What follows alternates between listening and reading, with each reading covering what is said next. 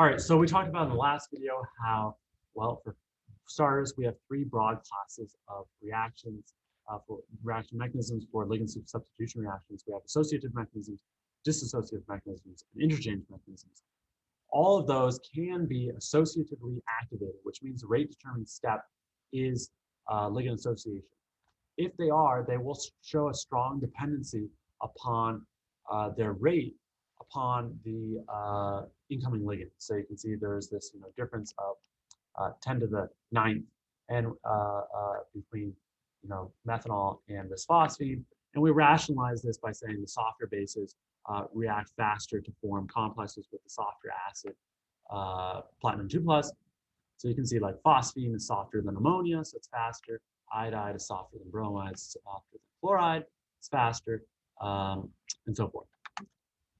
So we're going to give this the nomenclature DA for an associatively activated dissociative mechanism. That means we have a dissociative mechanism, right? First, we're going to have a ligand leave, and then the ligand's going to come in. But when the ligand comes in, that's going to be the rate-determining step. That's the associatively activated part. The dissociative mechanism part is this first step, the fact that that lower coordination number intermediate happens. So this is what the reaction coordinate is going to look like. If your rate-determining step is the second step, then you're going to have a relatively big activation barrier, right, for the second step versus the first step. And so what that means is that your intermediate is going to be detectable because this is very slow to get from here, your intermediate, to the product. So your intermediate is going to be detectable for an associatively activated dissociative mechanism.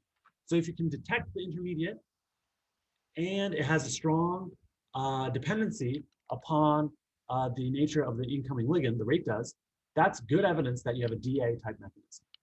All right, what about an associatively activated associative mechanism?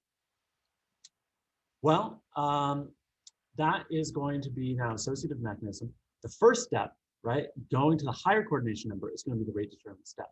And so now your first hump here, your first activation barrier is going to be very large. Then you're going to make your intermediate, and then there's going to be a low hump because it's not the rate determining step to get to the final product. And so because you're not a big well here, you can, once you get to the intermediate, you can quickly go to the product because there's only a small barrier here.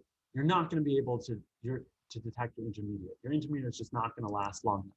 So if you have an associative mechanism, an associatively activated mechanism, and you know that because you have a strong dependency upon the ligand kinetics, but you have problems, you can't detect the intermediate. It could be that you have an AA mechanism, okay? It also could be that you have an IA mechanism, and distinguishing between these two can be quite tricky because IA mechanism doesn't have any intermediate anyway. All interchange mechanisms don't have intermediates. So, but the rate determining step here in an IA mechanism would be the first step to form that sort of transient species. Okay, so that's it for associatively activated mechanisms.